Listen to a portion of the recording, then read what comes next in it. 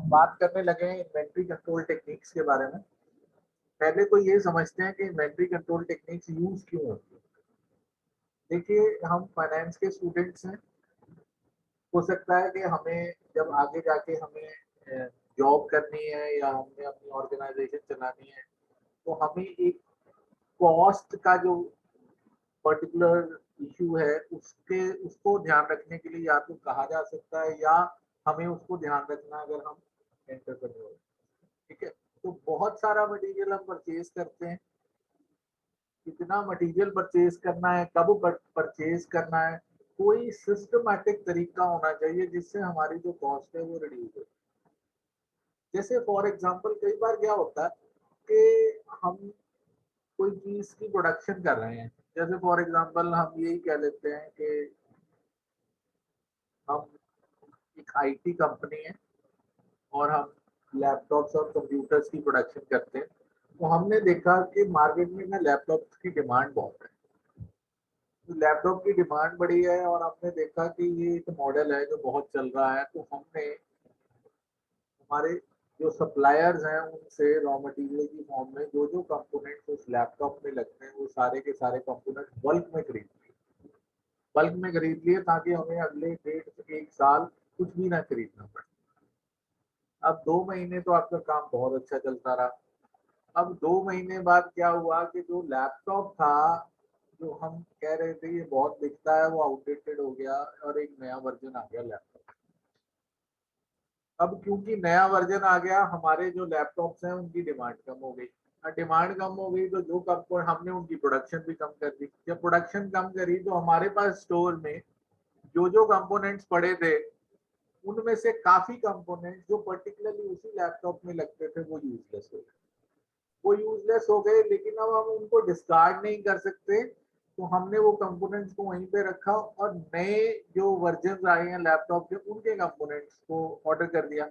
अब दिक्कत हमारे पास दूसरी ये भी आ गई कि वहां पे जो स्टोरेज है, हमारे पास स्टोरेज की भी दिक्कत होने लगी क्योंकि पुराना माल अभी निकला नहीं और नया माल हम वहां पे रखने लगे हैं। तो इस तरह ऑर्गेनाइजेशन में प्रैक्टिकल प्रॉब्लम आ जाती है। तो प्रैक्टिकल प्रॉब्लम को सॉल्व करने के लिए कुछ डिफरेंट डिफरेंट तरह की ऑर्गेनाइजेशन कैसा अपना प्रोडक्शन साइकिल है, उन्होंने डिफरेंट तरह की टेक्निक सजेस्ट की। जिसमें सबसे पहली जो टेक्निक आती है that is called just in time inventory. नाम देखें ध्यान से, नाम है जस्ट इन टाइम।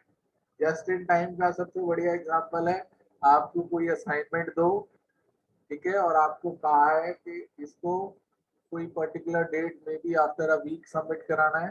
तो आप कौन सी अप्रोच यूज करते हो? आप अप्रोच यूज करते हो जस्ट इन टाइम अप्रोच की। मैक्सिमम बच्चे जस्ट इन टाइम का मतलब है जब सिर पे पड़ी है तभी कर, ठीक है, जस्ट ऑन। ठीक है, तो अगर हमने थ्योरी में लिखना है तो इसमें हम क्या लिखेंगे? हम कहेंगे it is a system of inventory management with an approach to have zero inventory. हमने कुछ नहीं खरीदना, हमें कुछ नहीं खरीदना, कोई इन्वेंट्री नहीं रखनी।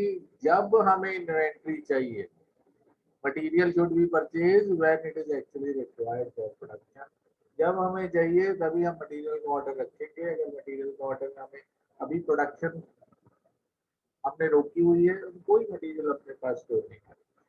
ज्यादातर जस्ट इन टाइम अप्रोच वहां पे यूज होती है जहां पे एडवांस में ऑर्डर लिया जाता है और उसके बाद उसकी डिलीवरी दी जाती है। ठीक है, कंटिन्यूस प्रोडक्शन नहीं होती, ऑर्डर बेस्ड प्रोडक्शन होती है। अप्रोच कौन सी यूज करेंगे? Just in time approach. दो प्रिंसिपल्स के ऊपर काम करती है। पहला, produce goods only when it is required. जब चाहिए तभी गुड्स को प्रोड्यूस करना है, ठीक है, और कस्टमर को भी तभी देना है जब उसको चाहिए। ठीक है, और दूसरा जो प्रिंसिपल कहती है it is also known as demand pull और pull through system of production. ठीक है, वो क्या कहते हैं, ये प्रिंसिपल ये कहता है कि जब आपको ऑर्डर मिला, प्रोडक्शन प्रोसेस तभी स्टार्ट करो जब आपको ऑर्डर मिला। ठीक है, जब तक आपको डिमांड नहीं आ रही तब तक आप प्रोडक्शन प्रोसेस को स्टार्ट नहीं करोगे। जब प्रोडक्शन प्रोसेस को स्टार्ट नहीं कर रहे तो आप रॉ मटेरियल की परचेज की रिक्वायरमेंट रेज नहीं करेंगे। तो सबसे पहली जो अप्रोच है that is called just in time approach. जब चाहिए एट दैट टाइम ही आपने ऑर्डर करना। दूसरी जो अप्रोच आती है, हमने जो एक वीडियो लेक्चर में भी सुना था, हम इसको डिस्कस भी करने लगे हैं दोबारा, that is ABC analysis. ABC analysis क्या है? ये 3 वर्ड्स के ऊपर बेस्ड है, दैट इज कॉल्ड एबीएसी। थ्योरी में कैसे लिखेंगे? थ्योरी में हम इसको लिखेंगे, ये एक डिस्क्रिमिनेटिंग कंट्रोल सिस्टम है, ठीक है। इसमें आइटम्स को डिस्क्रिमिनेट किया जाता है, इसका मतलब एक से दूसरे में फर्क रखा जाता है। तो डिस्क्रिमिनेट कैसे किया जाता है? इनकी डिस्क्रिमिनेशन होती है 3 कैटेगरीज के बेसिस पे, एक बहुत अच्छा है, एक कम अच्छा है, एक बिल्कुल अच्छा नहीं है। जैसे अगर सपोज हमने किसी की कैटेगराइजेशन करनी है, ठीक है, इसी तरह अगर हमने क्लास में कैटेगराइजेशन करनी है कि होशियार है, ये मीडियम बच्चा है और ये नालायक बच्चा है, ठीक है, अफकोर्स नालायक कोई नहीं होता, लेकिन मार्क्स के बेसिस पे अगर हमने कैटेगराइजेशन करनी है तो हम क्या करेंगे, एक को ए कैटेगरी मार्क देंगे, दूसरे को बी मार्क देंगे, सी मार्क देंगे। जैसे हमारा ग्रेडिंग सिस्टम है वो भी एबीसी एनालिसिस के आसपास ही चलता है कि ए का मतलब है जिनके बहुत अच्छे नंबर आए हैं, बी के कंपैरेटिवली कम, सी बहुत कम नंबर आए, ठीक है। तो 3 पार्ट्स में हमने अपना जो टोटल इन्वेंट्री है उनको कैटेगराइज करना, लेकिन उनका बेसिस क्या होगा, किस बेसिस पे कैटेगराइज करना है? सबसे पहला बेसिस होगा उनका रिलेटिव इम्पोर्टेंस। उनकी तीनों में आपस में सबसे ज्यादा इम्पोर्टेंट कौन सा है, ठीक है। और इम्पोर्टेंस कैसे पता लगेगी? इम्पोर्टेंस 2 फैक्टर्स के ऊपर पता लगेगी, that is number 1 is value and second one is frequency, ठीक है। वैल्यू का मतलब है अगर सपोज कोई एक प्रोडक्ट है जो बहुत ज्यादा कॉस्टली है, उसकी इम्पोर्टेंस ज्यादा होगी in comparison to the product जिसकी कॉस्ट बहुत ज्यादा कम है। और उसके बाद फ्रीक्वेंसी का मतलब है अगर बार बार इसकी जरूरत पड़ रही है तो उसको हम टॉप की कैटेगरी में डालेंगे, अगर इसकी बहुत कम जरूरत पड़ रही है तो हम उसको थर्ड कैटेगरी में डालेंगे। तो 3 कैटेगरीज बना देते हैं, दैट इज कैटेगरी 1 को हम नेम कर देते हैं ए, कैटेगरी 2 को हम नेम कर देते हैं बी, और कैटेगरी सी को हम नेम कर देते हैं, सॉरी थर्ड कैटेगरी को हम नेम कर देते हैं कैटेगरी सी। अब डिटेल में देखते हैं ए कैटेगरी में कौन सी आइटम्स आती हैं, बी कैटेगरी में कौन सी आती हैं और सी कैटेगरी में कौन सी। सबसे पहले हम बात करते हैं ए कैटेगरी में कौन सी आती है। वो कहता है this category of item consist of only a small percentage. इसका मतलब ये ऑर्गेनाइजेशन में वो कैटेगरी ऑफ रॉ मटेरियल होगी जो तकरीबन तकरीबन 10% ही है, ठीक है। लेकिन इसमें जो इन्वेस्टमेंट है 70% हमारा जो प्रोडक्ट की कॉस्ट है वो इसमें लग रहा है, ठीक है। तो 70% कॉस्ट लगी हुई है स्टोर में आपके, ये सिर्फ एक छोटे से डब्बे में ये आइटम पड़ी है, लेकिन 70% वैल्यू आपकी वो है, ठीक है। तो ये इसको हम ए कैटेगरी में डाल देते हैं, ठीक है।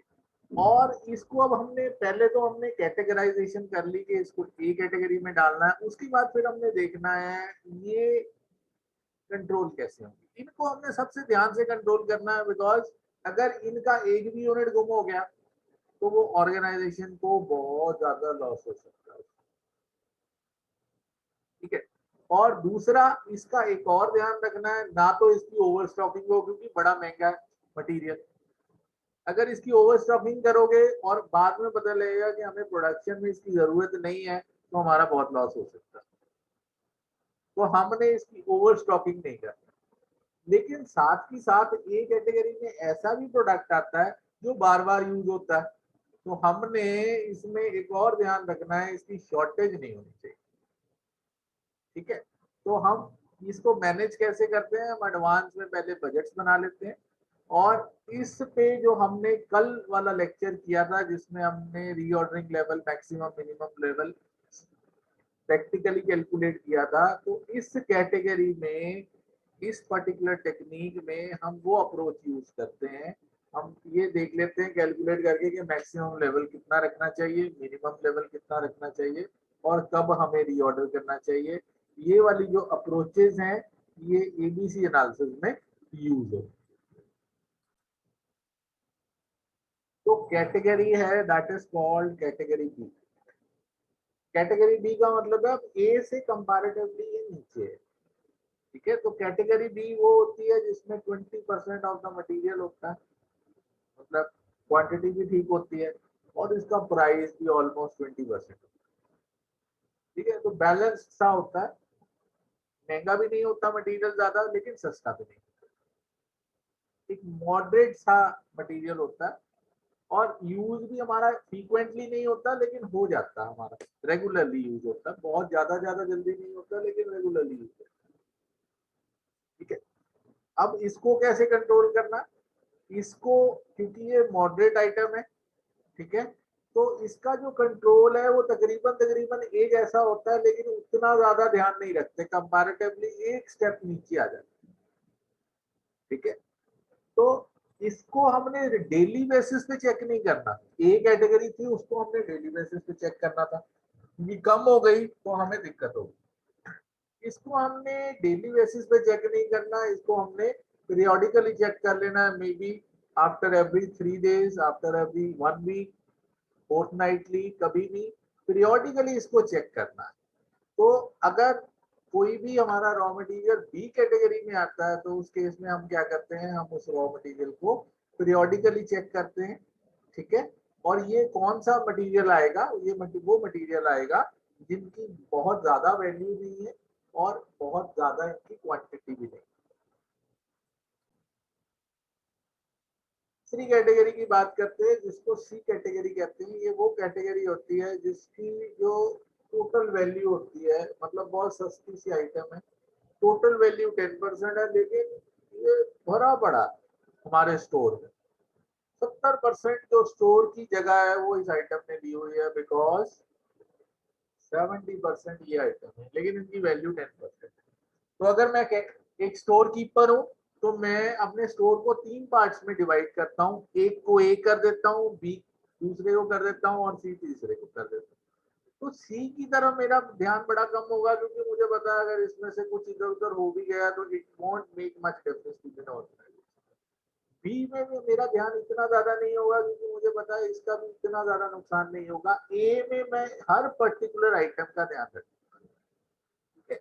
तो थ्योरी में कैसे लिखेंगे, हम कहेंगे this category of item does not require much investment, investment ज्यादा नहीं चाहिए, 10% ऑफ टोटल वैल्यू, लेकिन 70% ऑफ द आइटम्स जो स्टोर में पड़ी हैं वो सी कैटेगरी, ठीक है। तो हमें इसका बहुत ज्यादा ध्यान नहीं रखना, हमें बार बार इसको चेक भी नहीं करना, तो there is no need of exercising constant control, ठीक है। और इसका जो ऑर्डर है, बिकॉज बहुत बल्क में पड़ा ही है, तो ऑर्डर है, we will place this order once a year or after every 6 months or after every 3 months, depending upon हमारी कितनी करना, ठीक है। तो अगर हम ये एबीसी अप्रोच को फॉलो करते हैं, तो उस केस में ये अप्रोच हमें हेल्प करती है कि कैसे, अगर आप एक स्टोर कीपर है तो कैसे आपने अपनी जो इन्वेंट्री है उसको मैनेज करना है, ठीक है। इसको हम थोड़ा और प्रैक्टिकली समझ सकते हैं, जैसे सपोज आप एग्जामिनेशन की तैयारी करते हैं, ठीक है, पेपर अटेम्प्ट करते हैं या पेपर अटेम्प्ट करने से पहले तैयारी करते हैं, तो आप जो क्वेश्चन हैं उनको 3 कैटेगरीज में डिवाइड कर लेते हैं। एक ऐसा होता है जो आपको पता है इस चैप्टर में से क्वेश्चन आना ही आना है, ठीक है। और दूसरा होता है इसमें से शायद आए शायद ना आए, और तीसरा होता है इसका बहुत कम चांस है। तो जिसने आना ही आना है उसको आप बड़े पक्के से प्रिपेयर करके जाते हैं, ये कैटेगरी आ गई। जिसने कंपैरेटिवली लगता है कि ठीक ठाक है, तो आप उसको भी ठीक ठाक तरीके से प्रिपेयर करके जाते हैं। और जो तीसरी कैटेगरी है वो आपको लगता है आना है नहीं आना है, तो आप कहोगे अगर शाम को टाइम मिला या सुबह टाइम मिला तो एक बार रीडिंग दे देंगे, अदरवाइज इसको हम स्किप भी कर सकते हैं। आगे हम एडवांटेजेस क्या है एबीसी एनालिसिस। अगर किसी भी स्टोर कीपर ने या किसी भी ऑर्गेनाइजेशन ने एबीसी एनालिसिस फॉलो किया है, तो उसमें उसको सबसे पहला जो एडवांटेज होता है, उसकी जो प्रोडक्शन है वो कंटिन्यूसली चलती रहती है। क्यों? क्योंकि आपको पता है किस मटेरियल को कितनी इंपॉर्टेंस देनी है। अगर किसी को ज्यादा इंपॉर्टेंस देनी है तो आप उसका ध्यान रखते हैं, उसको फ्रीक्वेंटली ऑर्डर करते रहते हैं। अगर किसी को कम इंपॉर्टेंस देनी है तो बहुत ज्यादा आप ध्यान नहीं रहती। दूसरा जो इसका एडवांटेज है that is lower cost. Lower cost का मतलब है कि आप एक चीज का ध्यान रखते हैं, तो लिखता है the cost of placing order, receiving order, maintaining stock is minimised. कैसे मिनिमाइज हो जाती है? जब हमें ये पता होता है किसका ऑर्डर कब प्लेस करें। ठीक है, जैसे फॉर एग्जांपल हमने सी कैटेगरी करी थी, तो उसमें सी कैटेगरी में ये कहता है कि इसको एक ही बार आप ऑर्डर कर दो, तो उससे हमारी ऑर्डरिंग कॉस्ट और कैरिंग कॉस्ट का एक बैलेंस हो जाएगा। उसके बाद less attention required. Less attention कैसे है? जो भी स्टोर कीपर है या जो भी स्टोर मैनेजर है, वो जब भी एबीसी अप्रोच को फॉलो करेगा, वो अटेंशन सिर्फ इंपॉर्टेंट चीजों को देगा, अनइम्पोर्टेंट पे अपनी एनर्जी खराब नहीं करेगा। उसके बाद द लास्ट वन है that is systematic working. Systematic working का मतलब है अगर आप एक स्टोर मैनेजर हो तो आपके सबऑर्डिनेट्स भी जो हैं उनको भी क्लैरिटी होगी कि एक्चुअली में what our boss is expecting from us. ठीक है, तो वो भी उसी सिस्टम से काम करें। उसके बाद FSN इन्वेंट्री अप्रोच। इसमें जो हमने पहले बात करी थी दैट इज कि जो स्टॉक्स हैं उनको एबीसी की कैटेगरी में नहीं डालते, हम एफ एस और एन की कैटेगरी में डालते हैं। ठीक है, जिसमें एफ रिप्रेजेंट करता है फास्ट मूविंग, एन रिप्रेजेंट करता है नॉर्मल और एस रिप्रेजेंट करता है स्लो। अब फास्ट मूविंग का मतलब है ये बहुत जल्दी जल्दी यूज होते हैं, इसका मतलब इसका हमें सबसे ज्यादा ध्यान रखना पड़ेगा। नॉर्मल है, ये बी कैटेगरी में आ गए कि ये अभी कंपैरेटिवली इतने फ्रीक्वेंटली यूज नहीं होते। और स्लो मूविंग का मतलब है कि ये वो वाला मटेरियल है जो शायद ही आपका साल में एक बार यूज हो। ठीक है, और इसका जो सबसे बड़ा एडवांटेज होता है यहाँ पे जो हम अप्रोच लगाते हैं स्लो मूविंग के लिए, वो लगाते हैं जस्ट इन टाइम अप्रोच। क्योंकि स्लो मूविंग का मतलब है हमें कब यूज पड़ेगा, हो सकता है अगले 3 महीने बाद एक बार कभी यूज पड़े, तो जब भी हमें इसकी रिक्वायरमेंट नजर आएगी हम तब इसको ऑर्डर प्लेस करेंगे, अदरवाइज हम फालतू में अपने स्टोर की जगह को ब्लॉक नहीं करेंगे। ठीक है, तो अब ये लिखना कैसे है, फास्ट मूविंग को एक्सप्लेन कर देना। This category of items are placed near to the store issue point. क्योंकि ये बार बार, अब ये देखो ये इशू करने के पॉइंट ऑफ व्यू से भी इम्पोर्टेंट है ये वाली अप्रोच के जो जो बार बार आपको रिक्वायरमेंट है उसको अपने पास रखना है, ताकि बार बार उसको उठा के इशू ना करना पड़े, उसको इमीडिएटली आप पकड़ा सको, that is fast moving. Slow moving का मतलब है ये जो है this category of items are stored little far, थोड़ा सा दूर रखते हैं, और नॉन मूविंग इनको बिल्कुल पीछे रख देते हैं कि जब भी अगर सपोज इसकी जरूरत होगी तो वहां से उठा लें। ठीक है, तो नेक्स्ट वन, अब reasons for slow moving non moving inventories are stated below. कई बार रीजंस क्या होते हैं कि इन्वेंटरी जो है वो कम कैसे यूज होती है। जैसे मैंने आपको स्टार्टिंग में भी एग्जांपल दिया था, वो एग्जांपल यही था कि अगर सपोज हमारी टेक्निक ऑफ प्रोडक्शन चेंज हो गई या सपोज हम कोई नई टेक्नोलॉजी आ गई, कोई स्पेयर पार्ट है जो अभी यूज नहीं होता, तो वो ऑटोमेटिकली स्लो मूविंग या नॉन मूविंग की कैटेगरी में चल जाए। तो अगर मैनेजमेंट की स्टोर डिपार्टमेंट से प्रॉपर कम्युनिकेशन नहीं है तो भी ये दिक्कत आ सकती है। फिर टेक्नोलॉजिकल अपग्रेडेशन हो गया जैसे मैंने आपको एग्जांपल में बताया था, और या तीसरा जो है that is lack of periodic review of inventories. अगर हमने मिनिमम स्टॉक लेवल का ध्यान नहीं रखा, ठीक है, अगर हमने बहुत ज्यादा स्टोरेज कर ली तो भी ये प्रॉब्लम आ सकती है।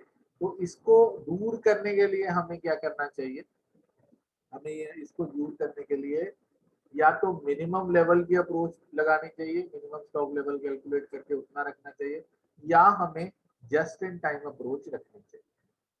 उसके बाद vital essential desirable. Vital essential desirable का मतलब, वाइटल का मतलब है सबसे इंपॉर्टेंट, एसेंशियल का मतलब है कैटेगरी बी ठीक ठाक इंपॉर्टेंट, और डिजायरेबल का मतलब है कैटेगरी सी। ठीक है, तो ये तीन वर्ड में इसको डिस्टिंग्विश करते हैं। वो तीन वर्ड्स क्या है, वी, ई एंड डी। ठीक है, तो वाइटल में आइटम्स कौन सी आती हैं, वाइटल्स में वो आइटम्स आती हैं अगर ये आइटम्स ना हो स्टोर में तो हमारा प्रोडक्शन प्रोसेस रुक जाएगा और हमें प्रोडक्शन लॉस हो जाएगा। तो इसका मतलब हमें ये ध्यान रखना है, इनको सबसे ज्यादा इंपॉर्टेंस देनी है। असेंशियल में वो वाली कैटेगरीज आती हैं ये इतनी इंपॉर्टेंट नहीं है, इसके बिना प्रोडक्शन प्रोसेस चल सकता है लेकिन थोड़ी देर तक चल सकता है। तो इसका मतलब हमें इसको पीरियोडिकली रिव्यू करना है, इसको डेली रिव्यू करना है ऊपर वाइटल को। पर डिजायरेबल का मतलब है इसमें बहुत ज्यादा फर्क हमारा प्रोडक्शन प्रोसेस पे नहीं पड़ता। तो डिजायरेबल का मतलब है ये कैटेगरी सी आ गई कि इसको कोई बात नहीं, इसको जो डिजायरेबल वाली चीजें हैं इसको हमने जस्ट इन टाइम के हिसाब से मंगवाना है। ठीक है, एसेंशियल वाले को हर टाइम रिव्यू करना है थोड़े थोड़े इंटरवल्स के बाद, वाइटल वाले को हमें डेली चेक करना है। अब एग्जांपल ले लेते हैं, इस एग्जांपल से क्लियर हो जाएगा। कहता है एक हॉस्पिटल में मेडिसिन का स्टॉक है। ठीक है, अब हॉस्पिटल में क्या होता है, एक स्टोर बना होता है, स्टोर से मेडिसिन इशू होती है, बैंडेजेस वगैरह भी वहां से इशू होती है। अब कुछ ऐसी ड्रग्स होती हैं जो बड़ी वाइटल है, जैसे लाइफ सेविंग ड्रग्स हैं। ठीक है, जैसे आजकल ऑक्सीजन भी बना हुआ। ठीक है, तो ऑक्सीजन की सप्लाई हमारे लिए वाइटल है। ठीक है, इसी तरह जो इंजेक्शन है, अब जैसे सपोज कोरोना के टाइम में रेमडेसिविर का इंजेक्शन है, वो वाइटल है। ठीक है, तो उसको हमने वाइटल की कैटेगरी में डाल दिया। उसके बाद फिर अगर इनकी अनअवेलेबिलिटी है तो ये हमारे जो पेशेंट्स हैं उनको अफेक्ट करेगी। ठीक है, उसके बाद फिर दूसरी कैसे कैटेगरी आ जाती है, दैट इज डिजायरेबल के, अगर जिनके सब्स्टिट्यूट अवेलेबल है, कहते ये नहीं लगेगा तो ये लगा देंगे, तो वो डिजायरेबल की कैटेगरी में आ जाते हैं। और इसी तरह जो जो चीजें एनएस अप्रोच हम कब लगाते हैं, हम एक्सपायरी डेट को ध्यान में रखते हैं। ठीक है, तो जो एक्सपायरी डेट वाली चीजें हैं, जो जल्दी एक्सपायर होने वाली हैं, उनको हम पहले डिस्पोज कर देते हैं और बाकी को हम कहते हैं कि इसको आगे जाके डिस्पोज करते हैं। तो this is an example in a hospital, ये इस तरह की अप्रोचेस कैसे यूज होती है। उसके बाद एक जो अप्रोच आती है that is high cost, medium cost and low cost, HML approach. ठीक है, ये भी सिमिलर है एबीसी अप्रोच के। ठीक है, ये तीन कैटेगरीज में on the basis of your their overall value, उसमें एबीसी एनालिसिस में ओवरऑल वैल्यू की कैटेगरी करते थे और उसकी इंपॉर्टेंस भी देखते थे। लेकिन इसमें खाली ओवरऑल वैल्यू देखेंगे, तो ओवरऑल वैल्यू में जो भी हाई वैल्यू होगी उसका ज्यादा ध्यान रखेंगे, मीडियम वाली का कम रखेंगे, और जो लेस वैल्यू है उसका और कम रखेंगे। ठीक है, तो this is all regarding the approaches. ठीक है, थैंक यू वेरी मच।